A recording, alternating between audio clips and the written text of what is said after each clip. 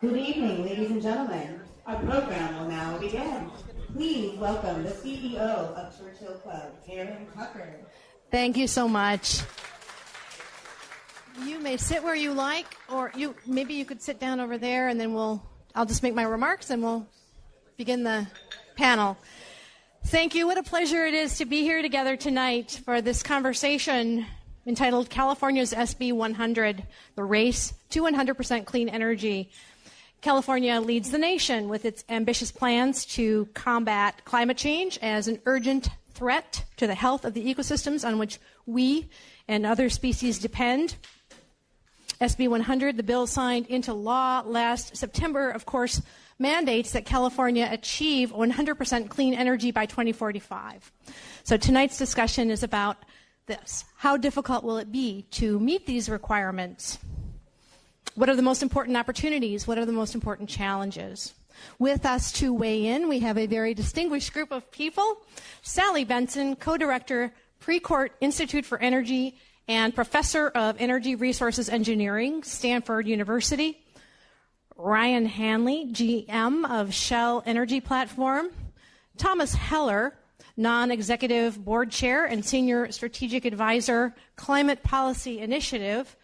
Jane Long, Kravis senior contributing scientist, Environmental Defense Fund, and Arnie Olson, senior partner, E3. Now, Jane has graciously agreed to lead the conversation in the role of moderator, but we have asked her to weigh in with her own perspectives so that we hope that she does that.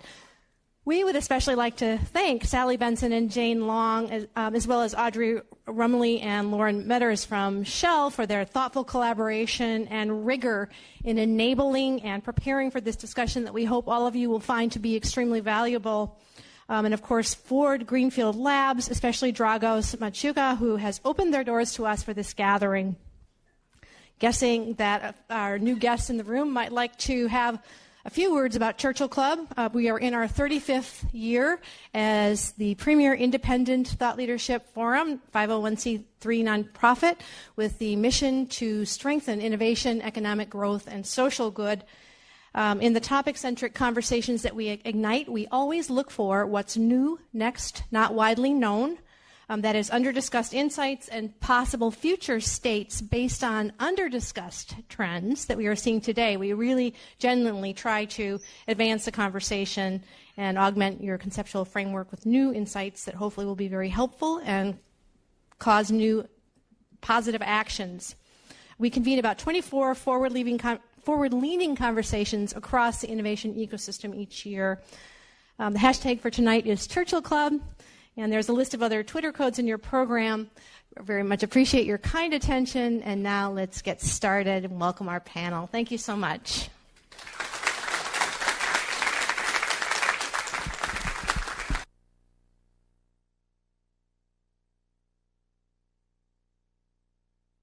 Okay, is this on? Oh, great. Well, thanks for being here tonight. And I appreciate all your interest in this, one of the most important topics of our time. SB100 was perhaps one of the most visionary pieces of legislation California has put forward, and also probably one of the most confounding.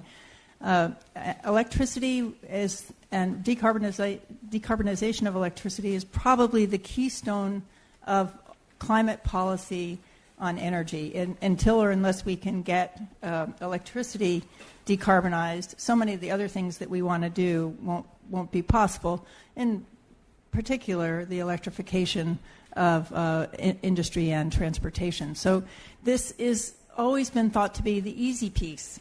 But I think what you're going to hear today from our panelists is this not all that easy. And there are some very confounding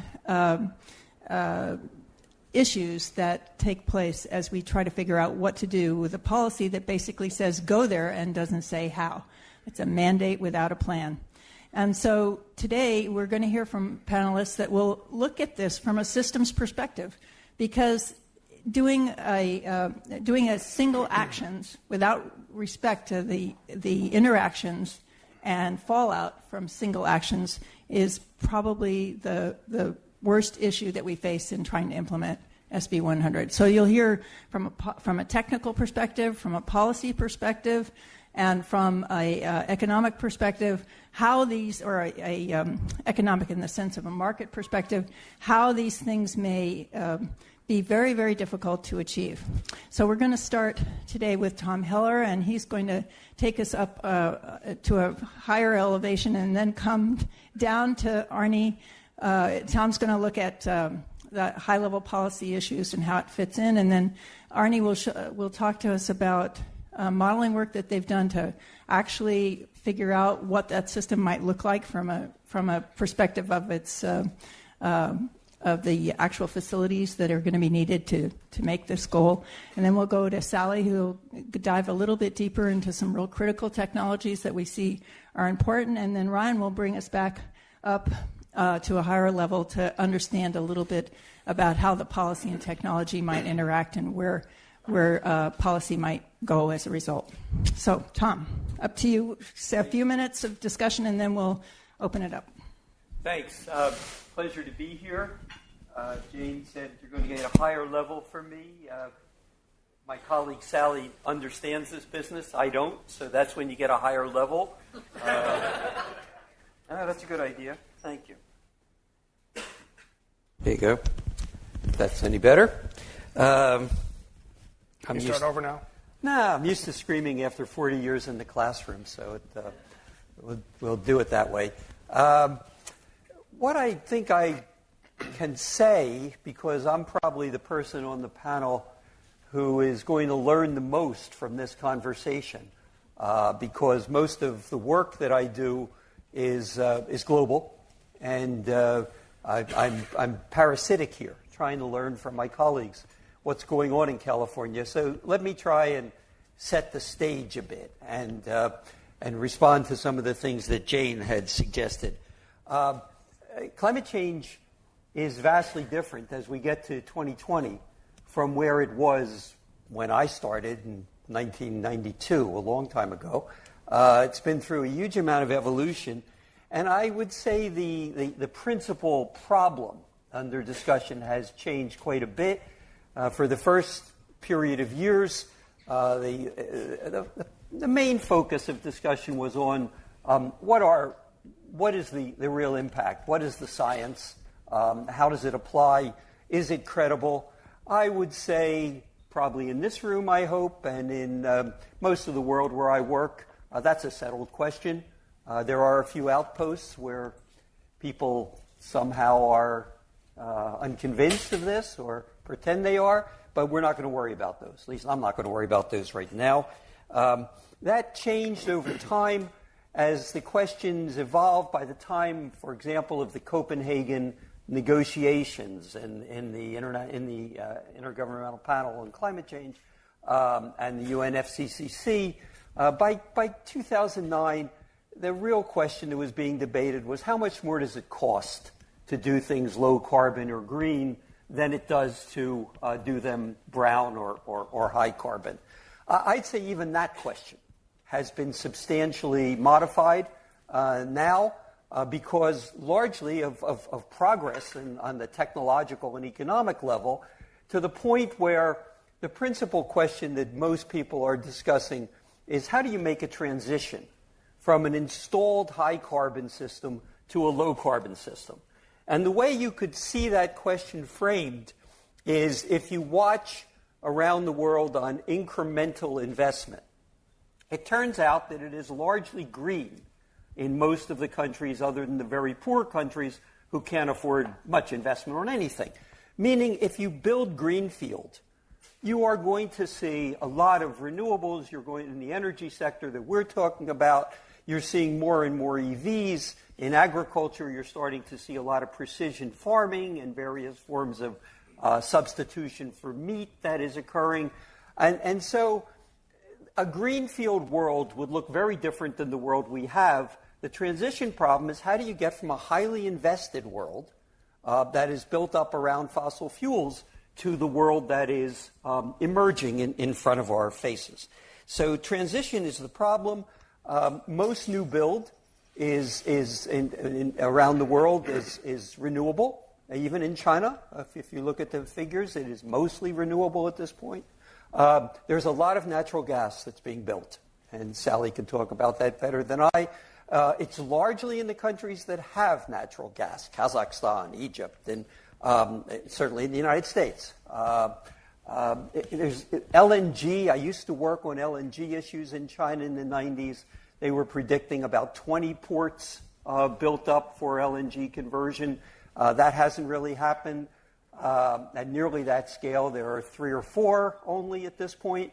And on some of the other imported gas, I noticed this week that the first project I ever worked on in China, which was how to bring gas from a very large gas field in Siberia down to China and put it into the East-West pipeline and move it to load centers in Shanghai and the eastern part of the country.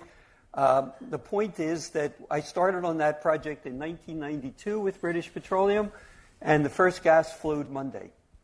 So it takes time to do this stuff. And all of this, I think, is a function of what I would call good news and bad news. The good news is mostly technical and economic. Prices have really come down on a number of the low-carbon structures. Others can talk about that. The bad news, I would say, is political and financial. And by that I mean no country, even Europe, where the emissions trading system is in the lead, no one has ever come close to internalizing the price for the various high-carbon alternatives that affect behavior in a substantial way. There is a price, but it's not the price that would cause change in most investment. And I would say also that the financial problems have to do with the difficulty of creating structured finance, that is, structured that combines public and private finance.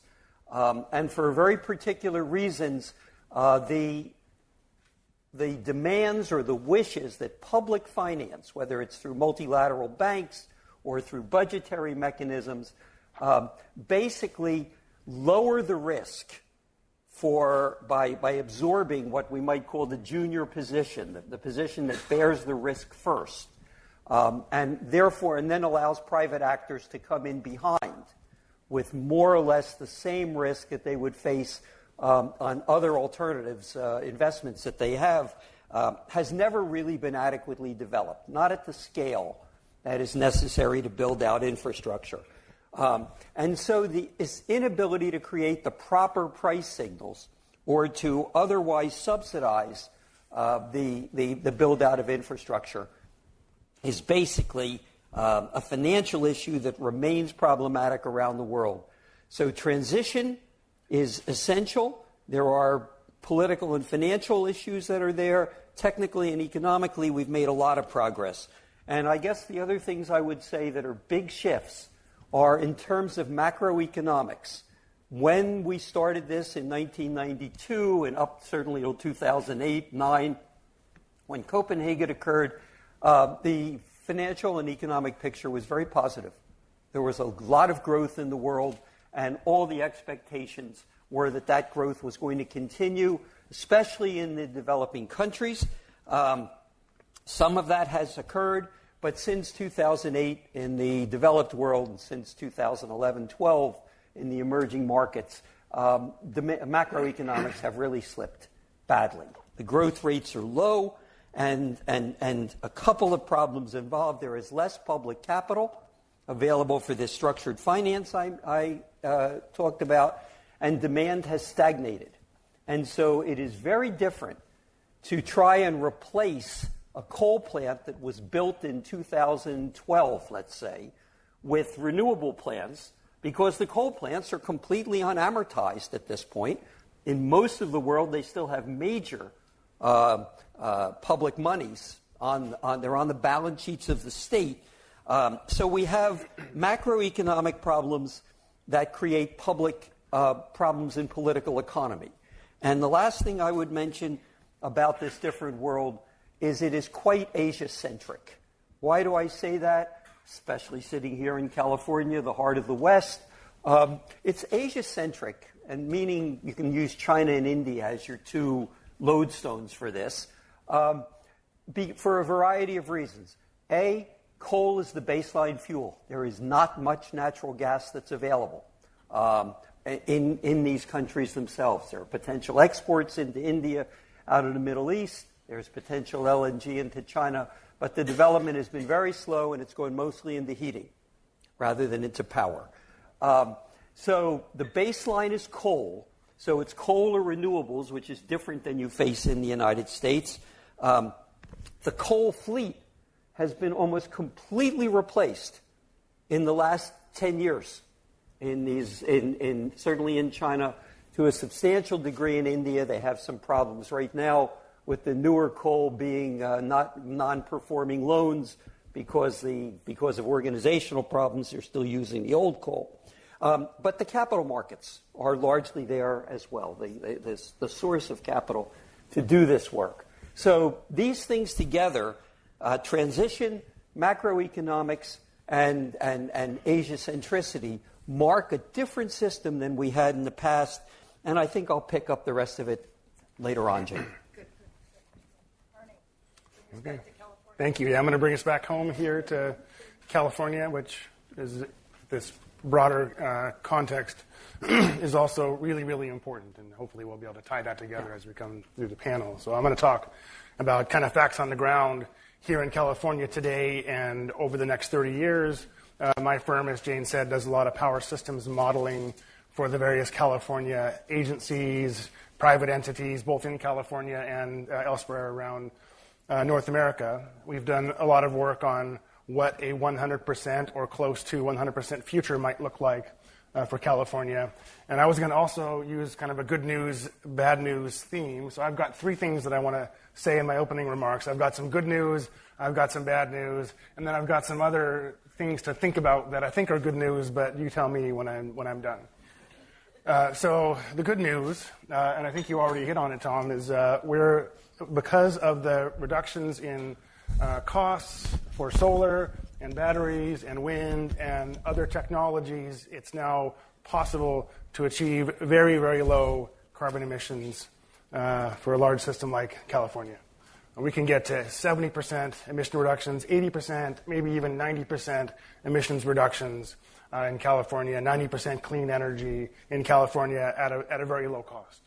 So that's the good news, and we're in a good position to do it here. We have access to excellent, high-quality solar resources, not as much wind as we might like, but some of that. We have a big bulk grid that we can use to help us integrate all these variable renewables. It's fantastic. It's really a really exciting time to be in the industry to see the changes that we've already seen and what's coming.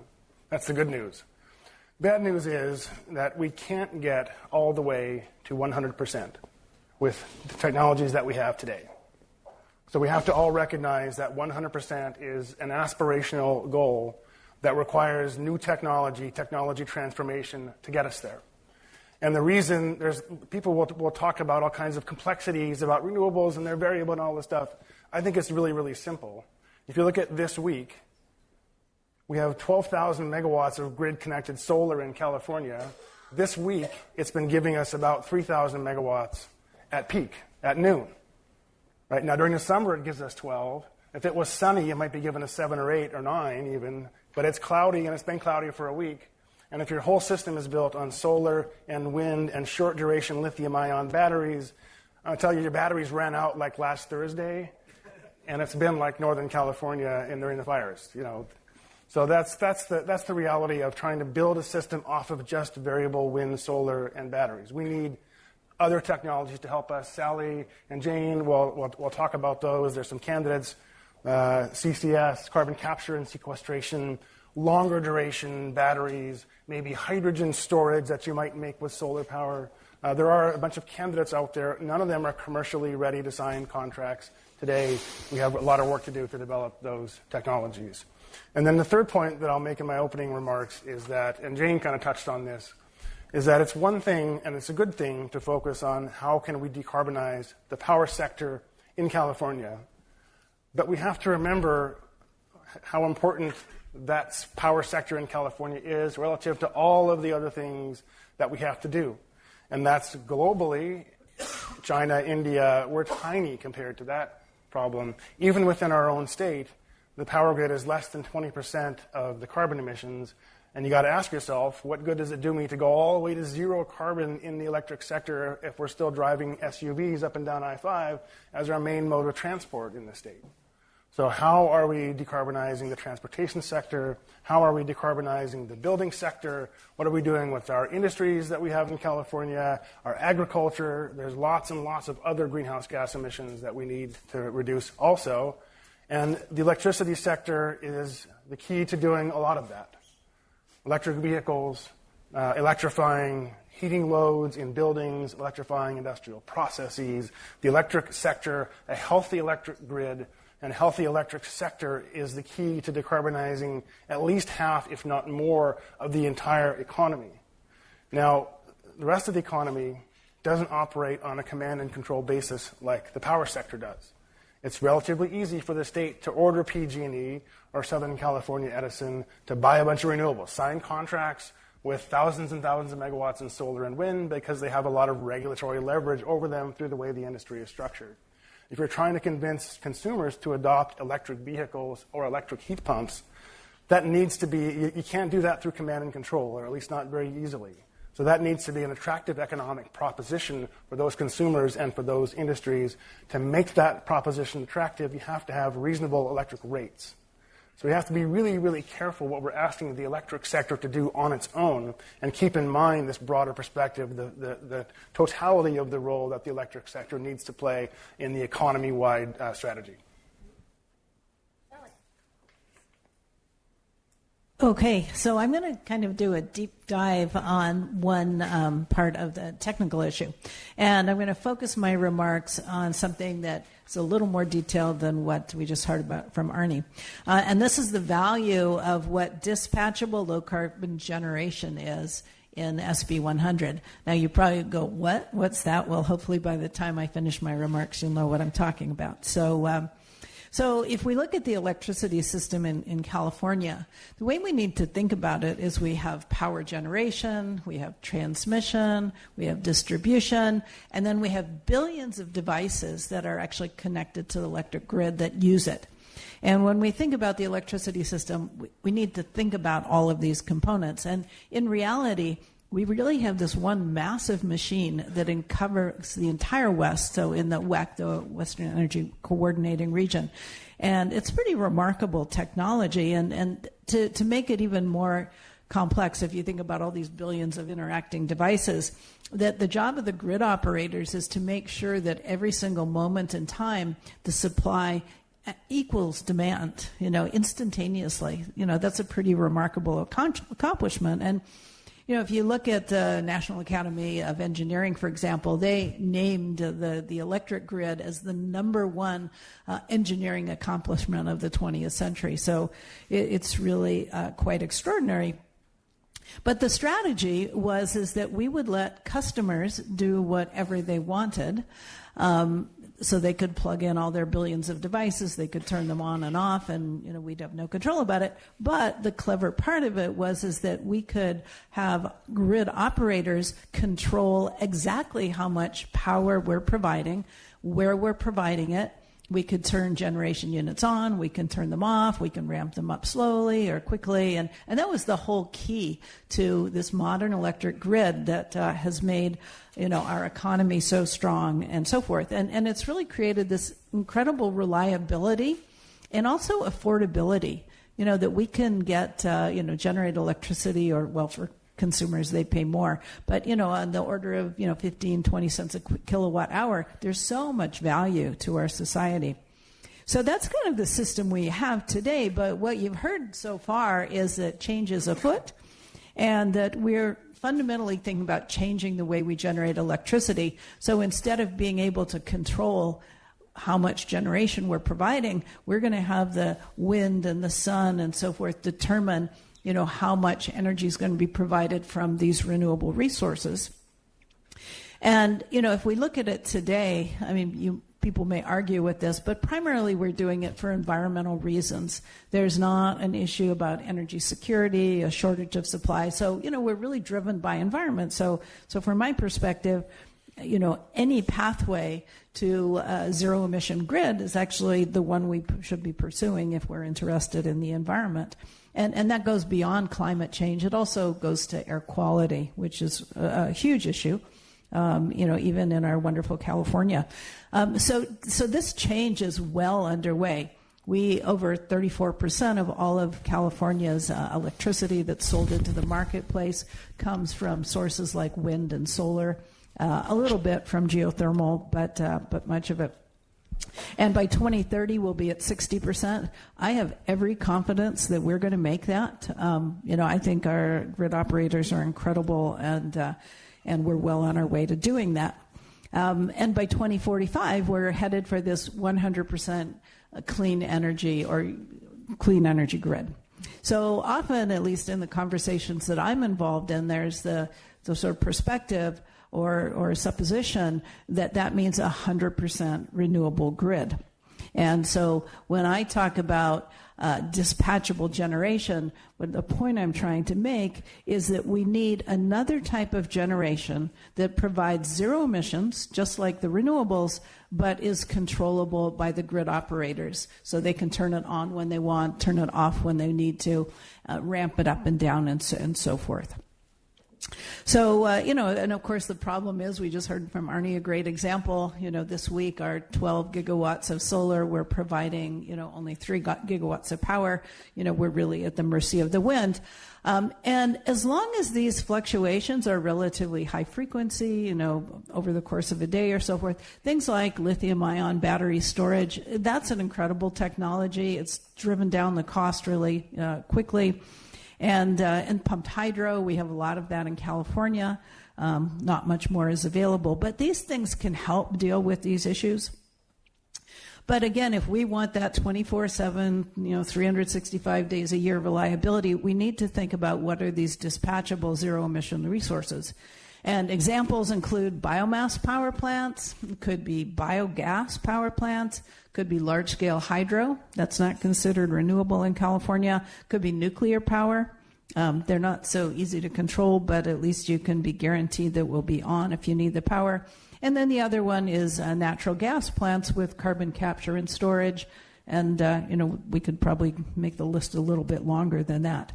So in our research group, we've been doing studies of what is, given this mix of power generation sources between renewables and these dispatchable storage, what is the optimal mix? And I just want to present some results from that. And I don't want you to get fixated on the precise numbers, because that's not the point. But notionally, I'd like to try to make a couple of points. So the first one, if you have these dispatchable low-carbon power supplies, that the annual investments between operational costs and capital costs are half that for the case when you have 100% renewable generation. And to put that in perspective, we're talking about $15 billion per year investment compared to about 32. So this is, serious money. The second one is that if you have all renewable generation, you need a huge amount of capacity to guarantee the availability. And so maybe 270 gigawatts, right? But if we had these dispatchable low-carbon sources, maybe we're down at 125 gigawatts of total power in the system. And that has direct consequences in terms of land use. We need about half the amount of land for solar and wind. Most of it in California will be solar. And of course, the big benefit is that we can leave wildlands for all the values that they provide, and also leave more land for agriculture. And then another point is that the total system costs are much less sensitive to variations in the cost of all the technologies we've talked about and so forth. So you have a higher degree of confidence that you actually will know what the system will cost. So I'm sure you're kind of wondering, how is it that we could need half as much generating capacity and have half the cost? Well, it kind of all boils down to the idea that if you're relying on these variable generation sources to have 100% reliability, that you have to way overbuild your system. You have to way overbuild your solar system. You have to way overbuild your storage system. So solar storage in particular in California. And then the problem is, in the course of overbuilding your system so much, now you've got all these energy assets that many of them barely operate any time during the year. So it's a very economically inefficient investment. So our cost optimal mix has about 85% renewable generation and 15% of these other ones. So it's still a renewable dominated system. It's just got some other things. So from my perspective, that Californians really need to get to work on identifying those dispatchable zero emission sources that will serve their needs, and they need to start deploying them so that we'll be prepared to be at scale as we approach our 2045 goals.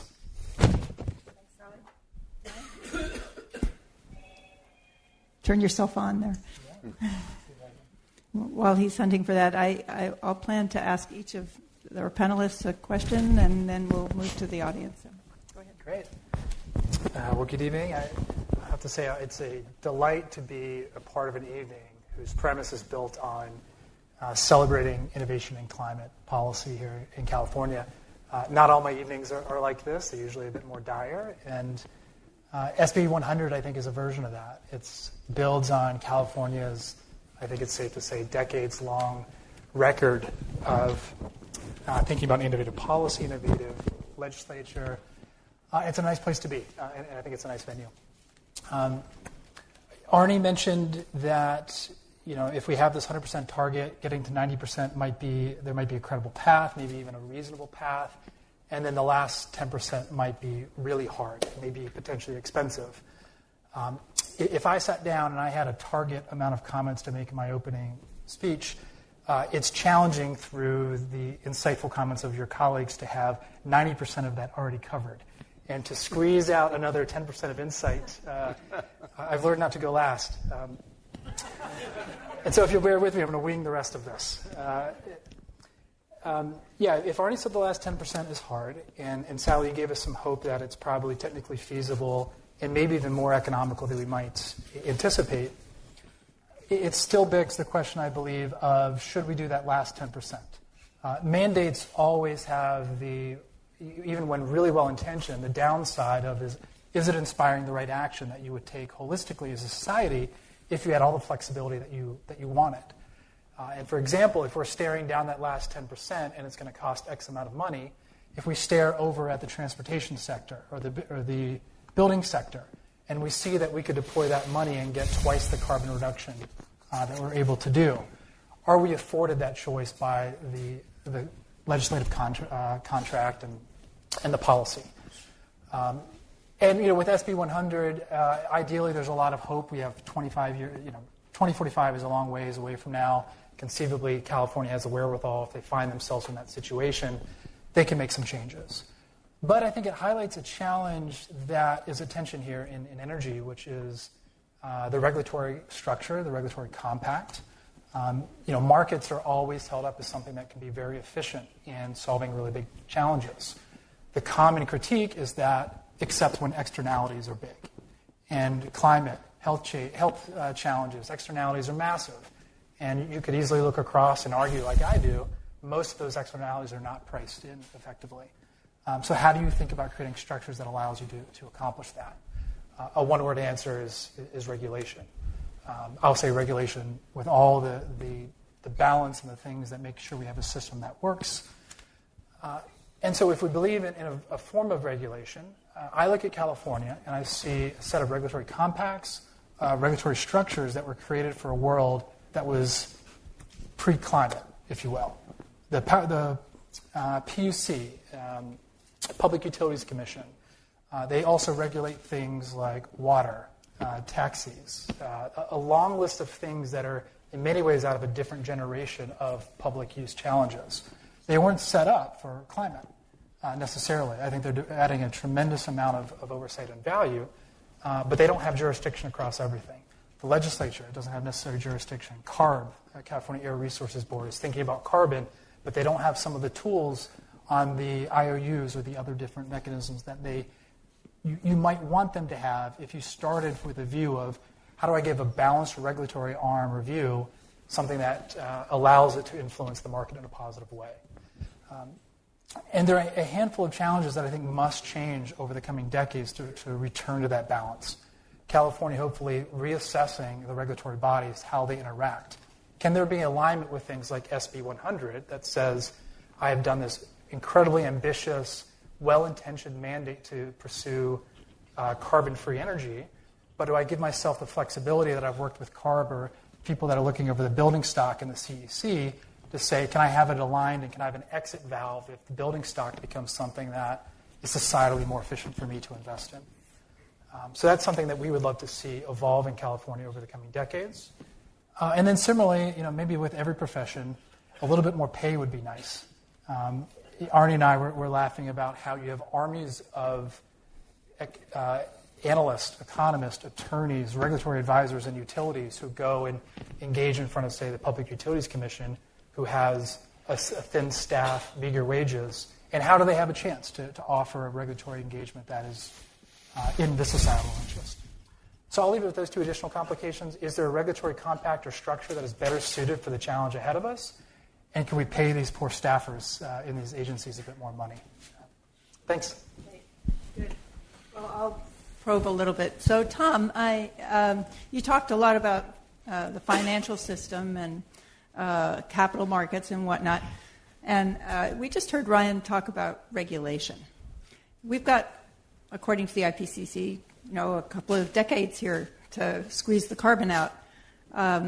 Does it make sense to keep this problem in the realm of financial markets? Should we be looking more closely at a command and control type solutions?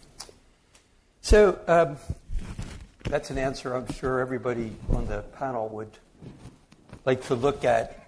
In the simplest sense, the types of changes that are being described demand building out a new infrastructure. And so finance is to build out an infrastructure under tight macroeconomic conditions is very difficult, given the way we have traditionally financed any large projects of this type. If we really could move heavily to distributed energy resources at the household level, you would get a different set of financial possibilities. It would look more like automobile loans or some of the vehicles that we've seen SunPower and others come out with to do the financing, because you're running on a distributed basis without much infrastructure. So part of the answer to the question is, how is this system going to evolve between the centralized models that we have used in the past and the much more decentralized two-way flows that exist that Sally and others referred to. On the other hand, I don't really think it's a simple matter to eliminate the centrality of finance. So let me give you an example.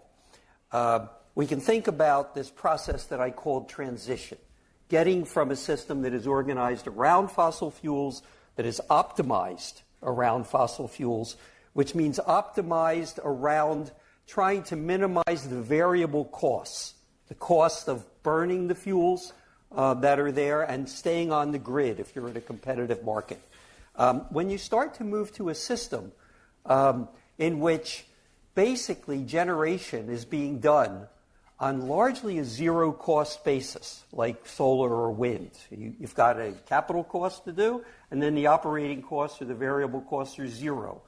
The financing structures that go along with that are really very different. And we've actually seen these. If we looked as where wind is heavily built out in Germany, it was largely by co-ops with some sort of subsidies that were there.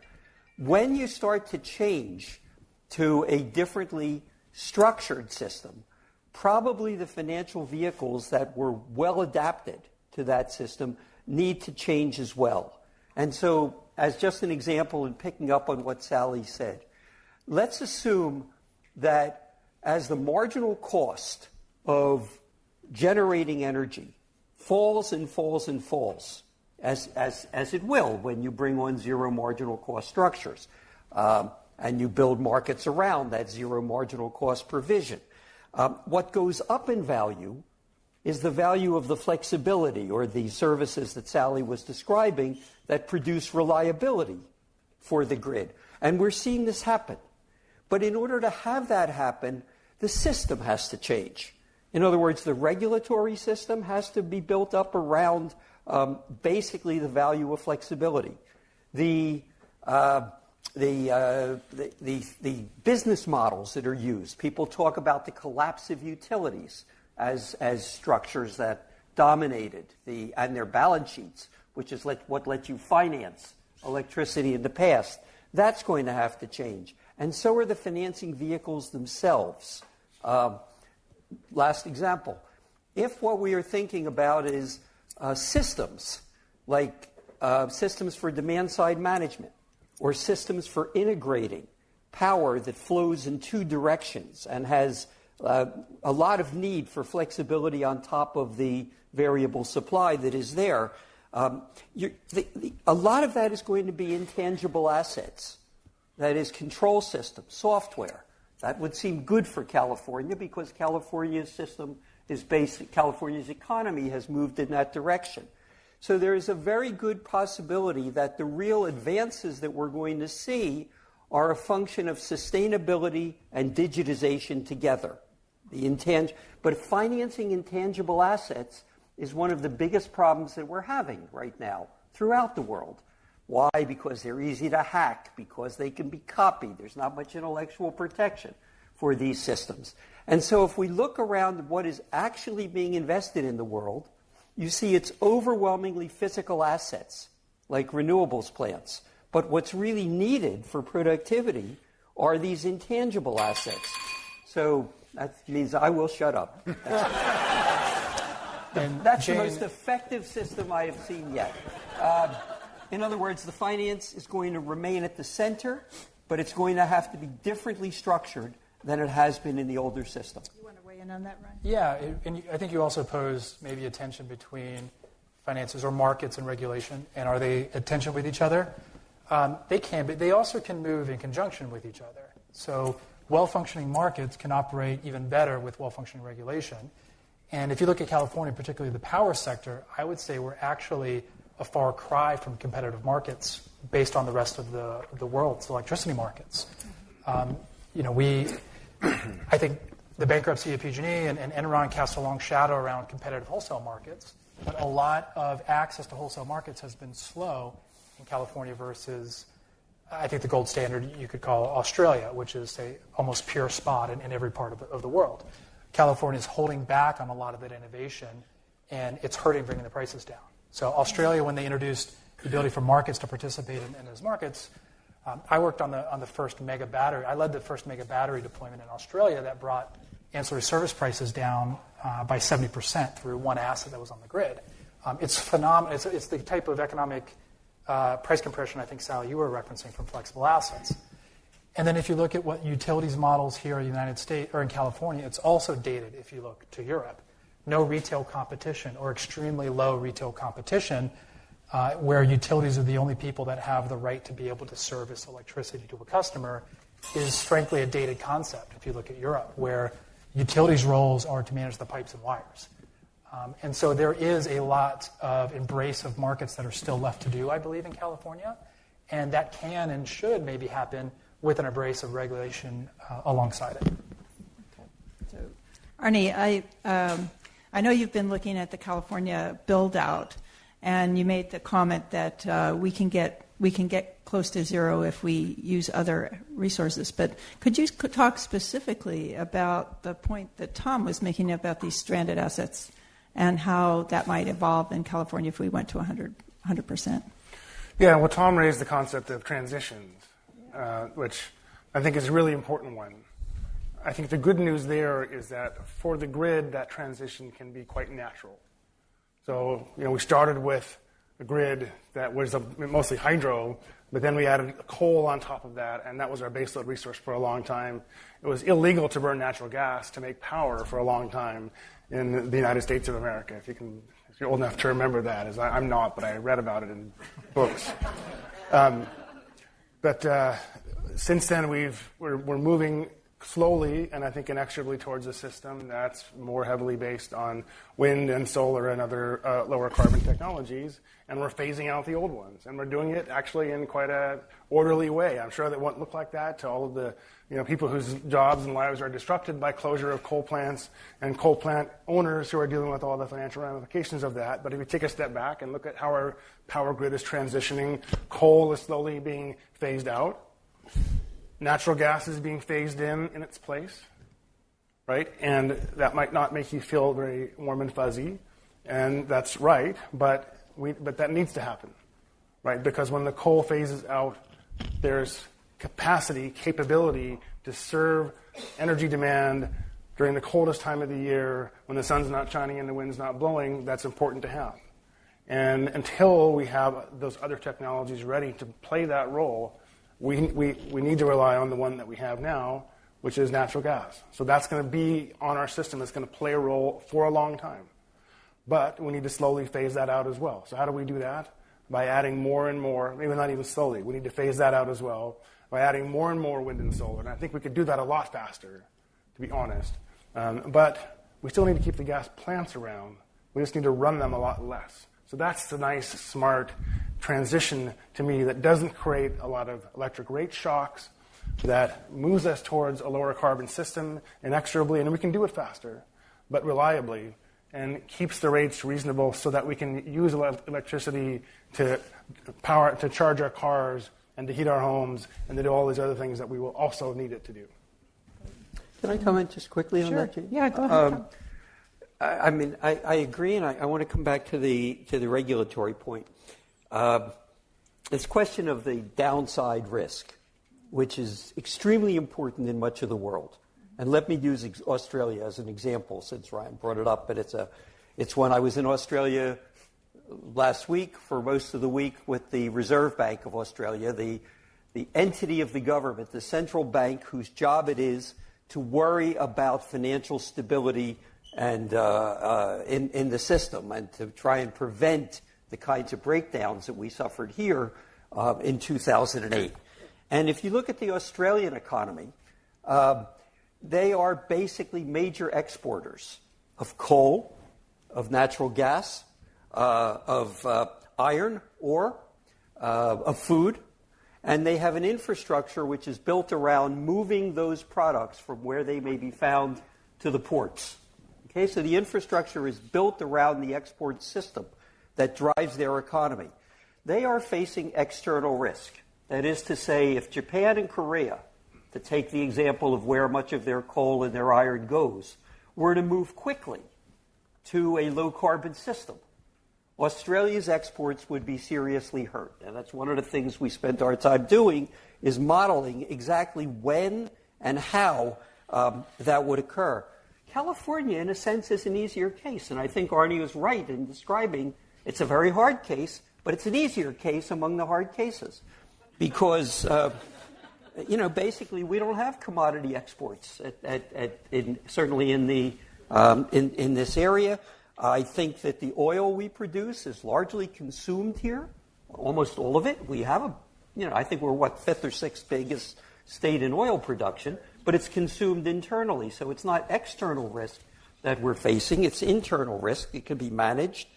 The pace of wind down, if you look at SB100, right, it's 60% and then it goes to 100% in 2045, which means not only can you amortize those gas plants that are there, depending on how orderly this is, but if you have a regulatory change that puts the proper value on flexibility, on reliability, the prices that those gas plants receive is going to go higher, which will mean that the financial amortization is easier.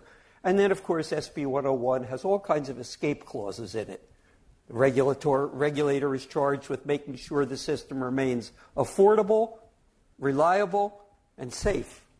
And so, it gives some play in all of this.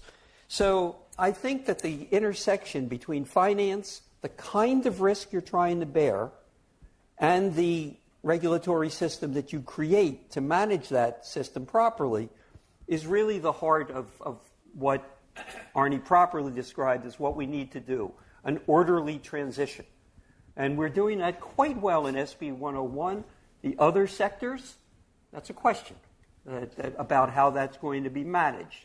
And perhaps most of all, when we turn to physical risk in California, particularly with respect to the fires and some of the other things that we're seeing, the management looks anything but orderly to me when I look at it. And so I think all of these things have to be somehow played in together to make this transition as efficient and as equitable as possible. So one more question for Sally, and then we'll turn to the audience. So we're hearing a lot about reliability. And, I think if you look at the constituencies for energy, they're usually economic and environmental, and now this reliability issue, which is largely an engineering problem. And I'm wondering if you would like to get onto a platform here and discuss how you think the engineers are being treated in this problem, and is there enough engineering entering into how we move in 2 decades to a reliable system that doesn't harm our economy or cause inequity? Yeah, I think that's a great question. I mean, the organization CPUC, CAISO, I mean, everybody are using engineering tools like, capacity expansion, economic dispatch models to sort of look at that next iteration of renewable, increasing renewables. But, maybe the lookout time is relatively short.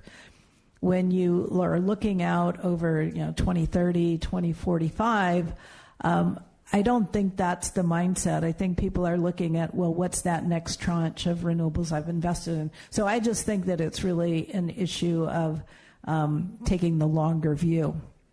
But I just want to add one other thing. So, one of the things that we all give the impression, including me, I'm guilty, is, renewables are cheap. Solar is cheap. Well, and the reason we do that is that there's a metric called the levelized cost of electricity.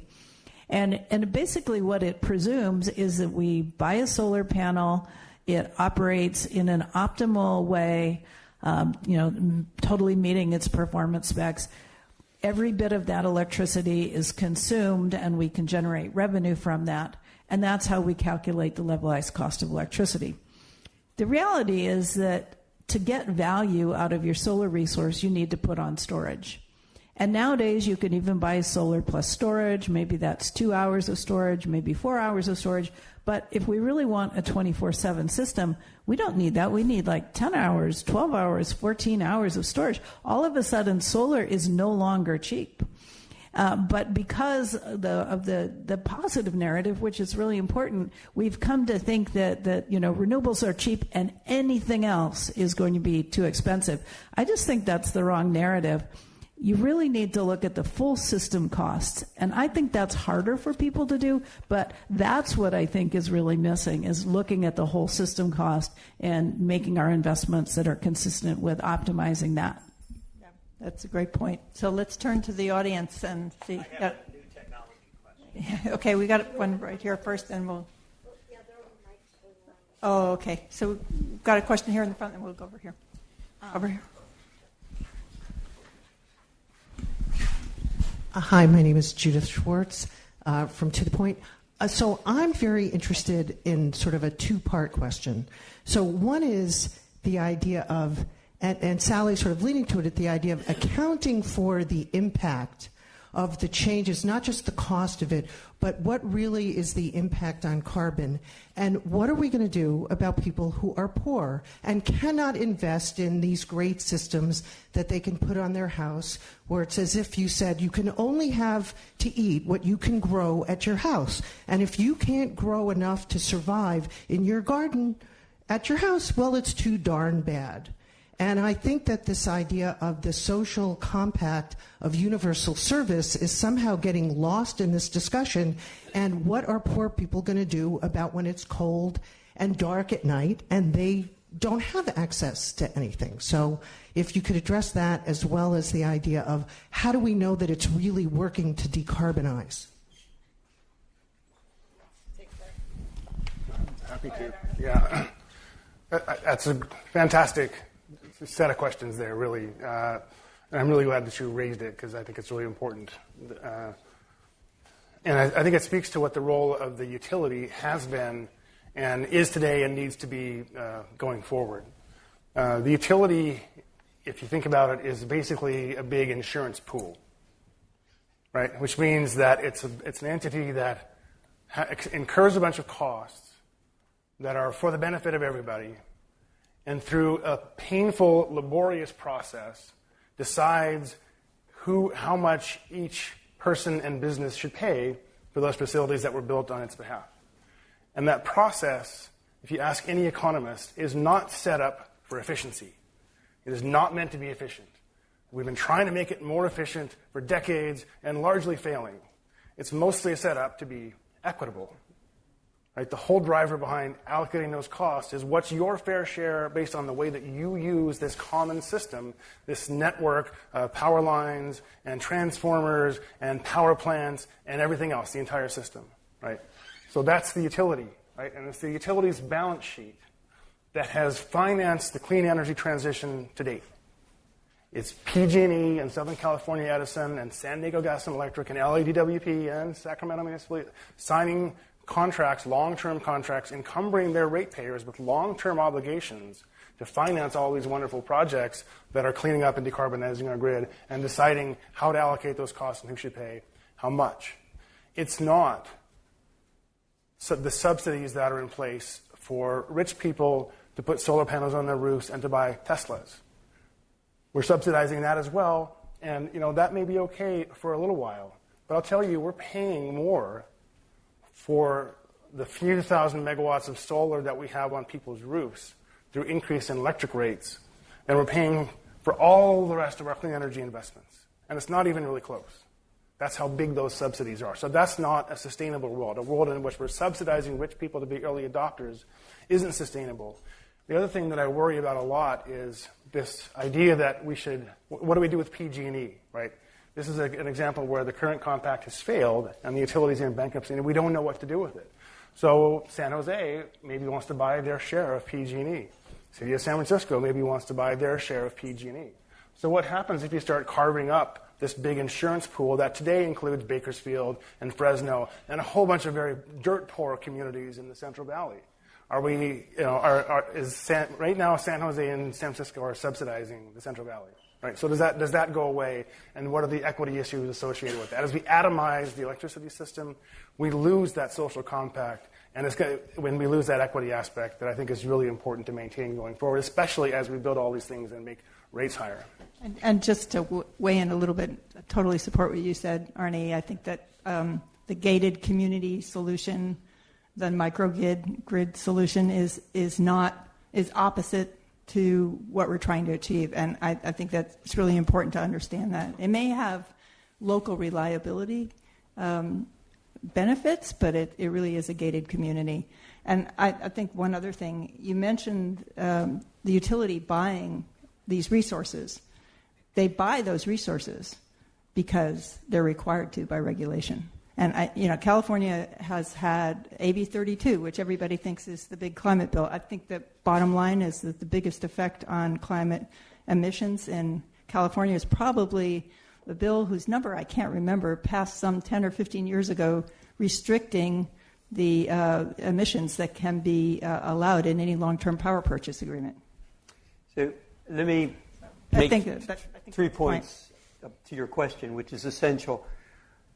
I suggested earlier that the future of this whole question of climate change is a combination of sustainability and digitization. Digitization is going to create a situation where the inequality we're already seeing cannot be solved through the standard methods that we have used. What do you mean by digitization? By digitization, I mean using information technologies and some of the new material sciences work that is extremely fine-grained but to make it simple to use control systems to make this whole thing work, as Sally suggested that it needs to. In this sense, the answer to the climate change problem is built into the larger set of economic changes that we're having, and they are going to shift the whole distributional question. You start to hear this a little bit in the debates, but of the Democratic parties. In other words, the income distribution system we have is not stable in itself. We can solve some of that specifically through the energy system. Most of it we will solve when we take on that problem in a serious way. The second point I'd just like to plant on the transition side, very often it is precisely the problems of the poor that are preventing the movement toward low-carbon systems.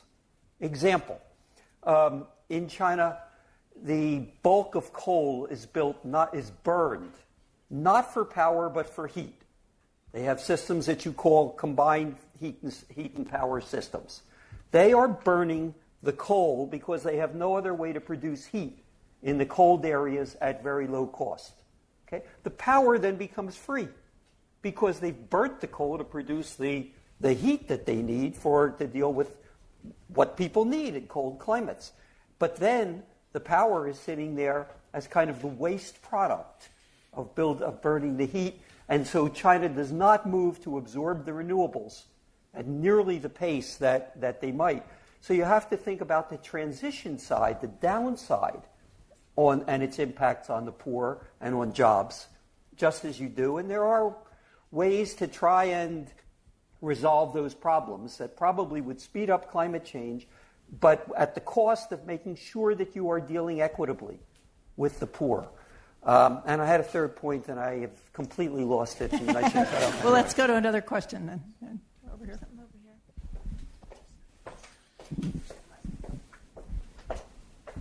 Thank you very much. Rich Peranto here. I'm here as an advocate for hydrogen. And what I wanted to bring to your attention, since we wanted to talk about emerging technologies, is work that's being done at the University of California in Santa Barbara in the chemical engineering department. And the technology that they've created for converting methane directly to hydrogen with solid carbon as the output byproduct. And that technology doesn't seem to be widely aware in the community. And this is critical for dispatchable energy. And it also is critical because it preserves our existing investment in pipelines and in turbine power, because it lets you do the conversion at the end of the pipeline before it goes into the generating plant. Or at the beginning, wherever you need to do the conversion, you can do a direct conversion. I'd like to hear the panel's thought on this kind of technology and how it reduces the investment costs in the conversion. Yeah, I agree. Hydrogen is a really interesting option for storage. So hydrogen is interesting in that it can be used for a bunch of things. You can, if you can produce hydrogen, you can then later use it to produce electricity with a fuel cell, or you can even burn it. It's also very useful for the transportation sector. It's also potentially useful for very long-term storage. So if you could make enough hydrogen and if you could store it underground, you would then have a year-round supply of hydrogen. So today, if you look at the cost of hydrogen technology, it's significantly produced from some of these new technologies. It's significantly more than the cost of other forms of storage. I think that will come down over time, and I think that's one of the things that we really need to keep open to. But as you say, the methane, when you make it, if you make hydrogen from methane, you have to deal with the carbon. One possibility is to make solid carbon products, and there's actually a local company that's actually doing that. And what they're doing is they're actually making the carbon to sell it as a valuable product in and of itself. It's quite expensive to do that, and if they can sell the hydrogen, they can kind of make the economics attractive. But that's not the only way to make hydrogen. You can make hydrogen from electrolysis using renewable generation, and you can make 100% carbon-free hydrogen, or you can also take methane and use steam methane reforming, and you make carbon dioxide and hydrogen, and then you could sequester the carbon dioxide or convert it into other valuable products. So there are a number of pathways, and I think we should be exploring them all. And the one you're talking about is interesting amongst that list. Can I just say, Jane, very quickly, it depends where you look. If you go to China, hydrogen is at the heart of the problem because you can use the pipes, and it's a heating product that can carry the heat. And if you try and understand why Toyota, which thinks of its future as basically selling cars into the Chinese market, is the leader on fuel cell technologies, it's because they are imagining a world in which the cost of this new infrastructure is diffused across hydrogen, across heating, across power, and so the total costs of the system come down in that case, and therefore transportation will come down as well compared to what we're thinking of with EVs in a Western market. There's no question that fuel is a silver bullet. Jane, I would be remiss if, as the company who's investing as much into hydrogen as any on the planet, if I didn't say something about hydrogen. Go for it. Shell is spending billions of dollars in a very bullish view on the way it can augment our needs. There are a lot of really wonderful technologies, solar renewables, they meet a lot of needs. There are needs left over after any single technology is done. Hydrogen is wonderful because you can ship it, you can put it on planes, you can put it on boats. A solid liquid fuel has many uses for energy-intense use cases that we will need if our carbon goals are what they are. And I like the example, you mentioned a very specific technology. The idea of baskets of technologies and policy that anticipates that is really critical. I think an elegant part of SB100, to bring it back, is that they define carbon neutral. And that leaves the door open for anything that we may not even be able to imagine right now, such as interesting technologies like you mentioned. Thank you. I do think it's important to emphasize how important fuel will be. A fuel that doesn't release carbon dioxide is going to solve a lot of problems. And I think another point about this is that, this isn't a problem we're going to solve once and for all by the middle of the century. If we're lucky, we're going to get carbon out of the system by the middle of the century, but we're not going to stop developing technology at that point. We're not going to stop. And I think that really the point I'm trying to make is that we have a pragmatic problem right now for the next couple of decades. We need to be really pragmatic. And so I think what we haven't touched on here is a little bit about how ideology affects this solution. Because what you've been hearing from the panel is that, all variable renewable energy, if that's the only thing you're going to do, we're going to probably have a hard time with reliability. It's going to be a lot more expensive. It's going to use a lot of land. I think the figure, as I recall, is if we go with a broad portfolio, something like 400 gigawatts of solar, and if we try to stick to solar and wind and not do anything else, it's 800 gigawatts of solar, and the resulting land mass. So I think that one of the things that, as we hear these comments, I think it's useful to put them into the bin of, are they? It's all right. It's all right. It's all right. I live in a house with a 3-year-old right now. I'm used to it. Kind of trying to listen to what you've been hearing from these panelists, relevant to the 2-decade problem versus relevant to, the next 100 years. So another question over here. Hello, Anthony Diamond with Axiom Exergy. I'd be really interested to hear the panelists' thoughts about how the electrification of the vehicle or transportation sector will either make achieving the SB100 mandates more complex or support it. Arnie, can you take that one? So first of all, we don't have a choice. That's an essential part of the economy-wide transition, and we need to be ready for it. Some of the scenarios that we've done looking at the economy-wide plan for California by 2050 see a growth in electric load of over 50%. So that's a lot of new load to serve. It makes it, we have to find a lot more sources of zero carbon energy power to serve those new loads. I think the building loads, if we do building electrification as our way to get carbon out of buildings, are actually much harder to serve. They're harder to move around. They come during the winter time, which is the most constrained time, this type of a week. So I'm worried a lot about how we serve those loads. For cars, they have mobile storage with them. So I'm not super optimistic about vehicle-to-grid, using your car batteries, which you depend on for transportation, to support the big giant grid. Maybe you'll get to do some of that. But I'm very optimistic about the idea that you can charge at a time when it's convenient to the grid, and not charge at a time when the grid really needs the power to serve homes and lights and everything else. So I'm very optimistic about the way that we can integrate those two systems to help solve the broader carbon problem.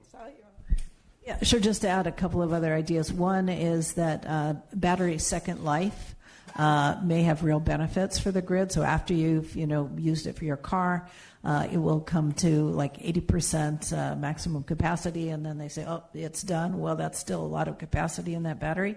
And I actually think it's worth trying to make the vehicle-to-grid part work, to work with the auto manufacturers, because there will be a massive amount of storage in those cars. And to the extent that they can help make the grid operate more reliably, to the extent that you don't need to buy additional batteries, I think that could be helpful.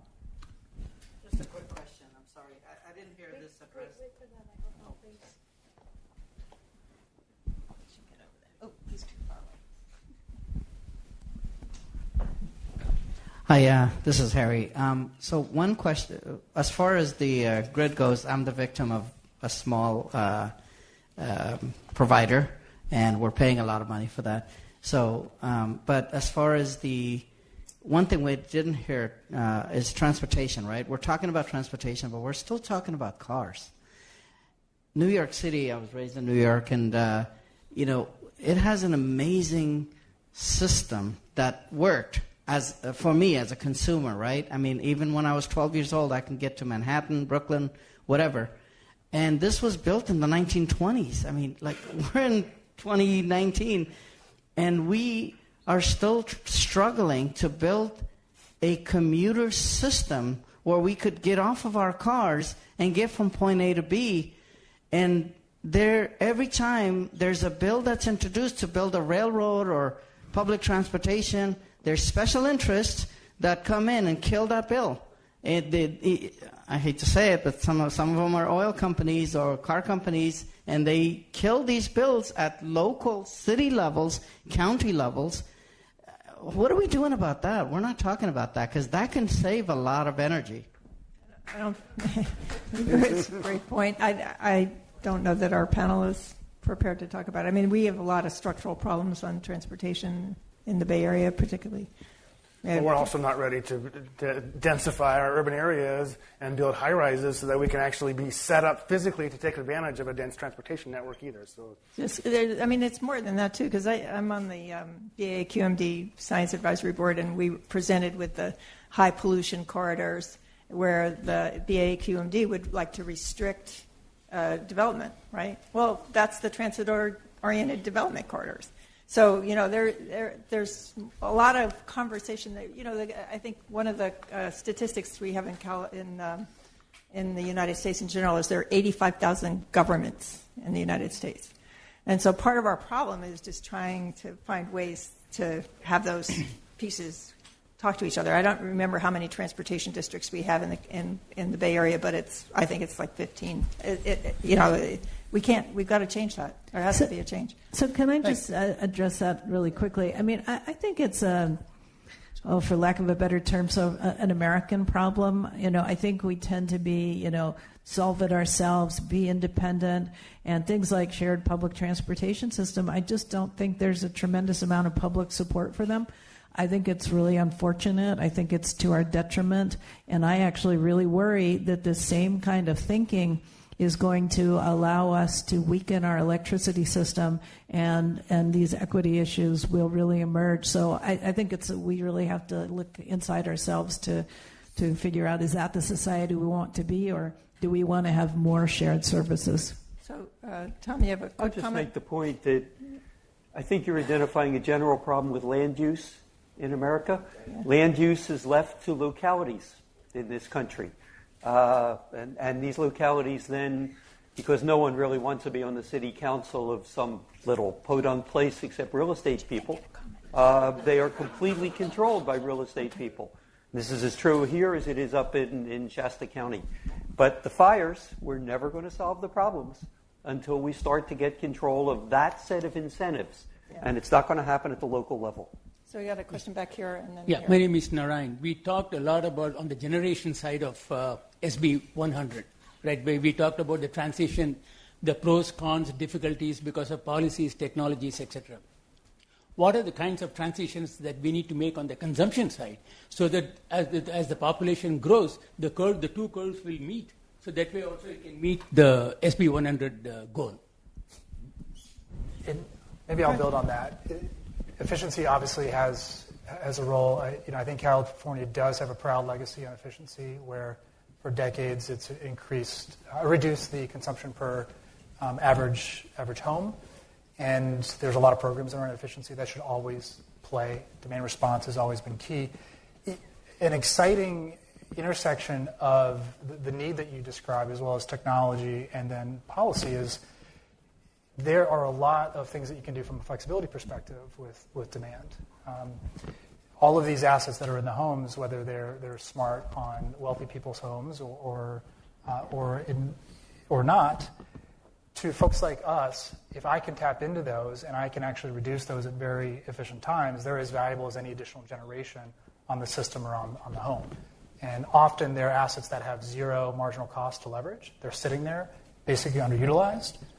To build on, I think, maybe one of the themes Sally mentioned in your opening of, if we could tap into the vast number of assets out there that are sitting there underutilized, you could bring down the cost with extremely small marginal cost. And so I think it builds and reinforces. That will increasingly be important on top of the traditional things like energy efficiency that are already a staple of the demand side. I mean, from my perspective, we should easily work on doubling the pace of energy efficiency improvements. So historically, it's been about 1% a year in improvement in the energy intensity. Why not double that? It makes decarbonization of the global energy system so much easier if we can do that. Again, we had right here. Yep, Philip. Keith? Or down over there? Okay. Sure. I'm Dan Marshall from Citizens Climate Lobby. I'm interested in the demand side. It seems like if we had variable demand pricing, for example, here we are at 6:30 p.m., when there's been no solar and no wind, maybe the cost per kilowatt hour should be $3.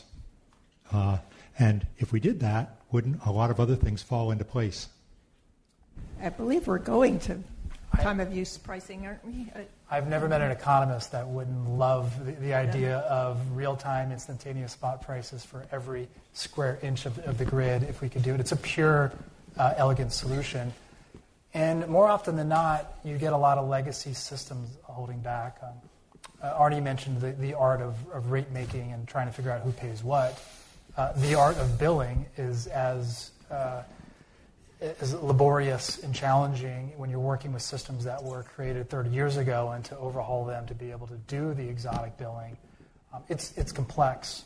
I do think that there is a one-way march towards more exposure of time-intensive pricing, and we would certainly argue for more and faster. You quickly find you're in the land of practicality versus theory, I think, is the challenge. A lot of it. So the boss says we've got time for one more question. Got it. Thank you. I guess it's sort of two questions, if I can get that in. One, I understand from National Renewable Energy Laboratory, we have a lot of potential electric energy offshore that we're not taking advantage on the West Coast. And secondly, it's come up, for those of you who are local, about banning natural gas new development. So I wonder how compatible is our infrastructure to hydrogen? Maybe I'll say a little bit about the first one, not the second one. California does have a great offshore wind resource. Our water is very deep offshore, so it has to be a special type of technology, basically floating platforms or something.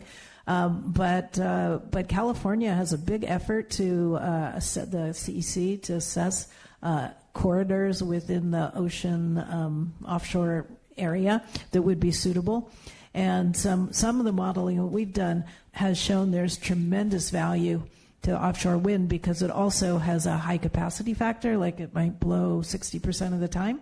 which is immensely beneficial. So I'm really hoping that technology comes along and that we're able to implement policy measures that will allow people to do actual projects.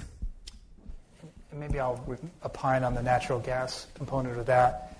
Shell has one of the largest natural gas businesses in the world, and I'm relatively new to Shell, but something that I've become proud of is our executive who runs the natural gas business for Shell Global has stood up recently and said we would be delighted to migrate off the natural gas business. It would be wonderful to go to carbon neutral as fast as we could. There's no sacredness from companies, at least from Shell. And the nuance, I think, comes from a comment that Arnie touched on earlier, which is if there was enough resources, technologies, people, deployment to make the world green tomorrow, Shell has now, through its DNA, committed to that world. There's a lot of parts in the world where it physically can't be done. All the coal plants in Asia. There's not enough renewable people deploying these assets to go clean tomorrow. And so we often talk about natural gas as a bridge in ways to, yes, replace coal typically. If it's appropriate in California for natural gas to be a part of the mix, great. If it's not, so be it. I think as a mechanism, we certainly think things like SB100 that says reduce the carbon intensity is better because you could easily say have carbon capture next to natural gas and the net is the same. Ultimately, I want to advertise that Shell is believes in the transition and believes that we're all in this together. Natural gas has a role to play, admittedly more in countries that are not named the United States than the United States. When it's appropriate here and it meets the societal goals here, we advocate fair competition and reducing carbon as the core. Maybe I'll just I'll add one final comment on that question because it touches back on something that Jane said earlier. So I think for cars, it looks like the answer is electric vehicles, battery-powered vehicles, and not hydrogen fuel cells, right? But 10 years ago, that was a debate. I don't know that we know the answer yet for heating buildings. There's still a debate between fuel and power, which is the best source to heat buildings. There may be one answer in California with a relatively mild climate. We might be able to say here, heating buildings with electricity works really well. I don't know that it works as well in Minnesota or the Northeast or Europe, for that matter, or northern China.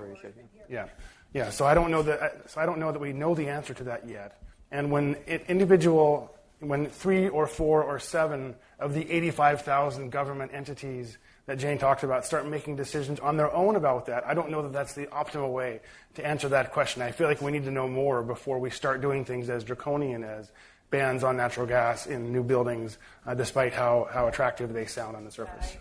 I totally agree with what you just said, and I'm going to weigh in a little bit more on that. I think that, just to make it really simple, in California, wind and solar go down by 60 to 80% in the winter.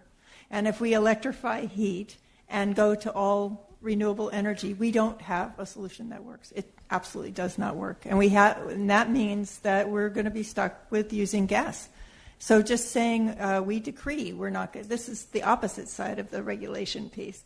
Regulation without the sufficient engineering, without sufficiently understanding that we need natural gas and natural gas storage because the pipelines carrying gas into California don't carry enough gas to meet the peak to load for heat.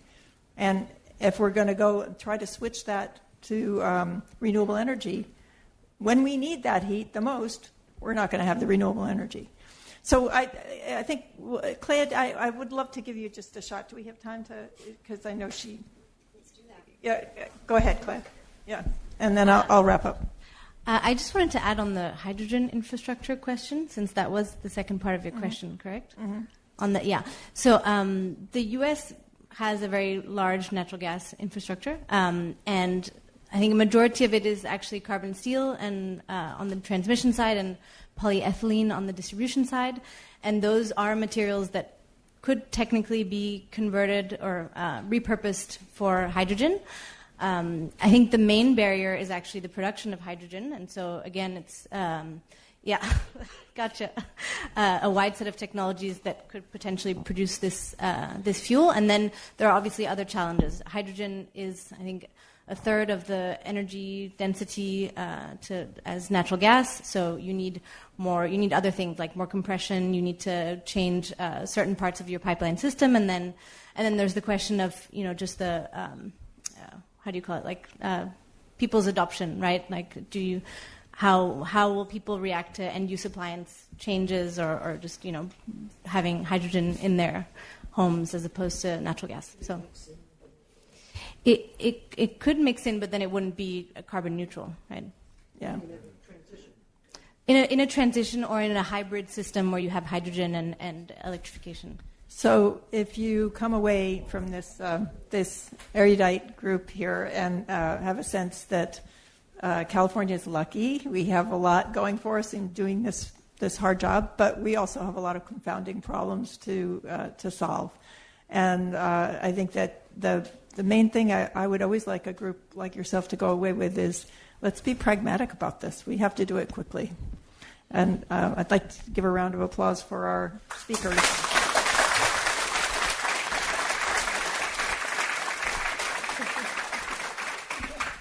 I'd like to thank our speakers, Jane, Sally, Brian, Tom, Arnie, so much for sharing your perspectives with us so candidly. We appreciate it very much. Sorry we didn't have more time for questions this evening, but I appreciate your participation. We would like to present you with a very small token of our appreciation. It is the Churchill Club speaker T-shirt. Please wear it in good health. A recording of this program will be available on the Churchill Club YouTube channel shortly, hopefully within the next 24 hours. Sometimes it takes a little longer, but we hope that you will share that if you found this discussion to be valuable, and we hope that you will find our offerings there to be a valuable resource in general. So thank you so much. You've been a wonderful audience. Thank you. Good night.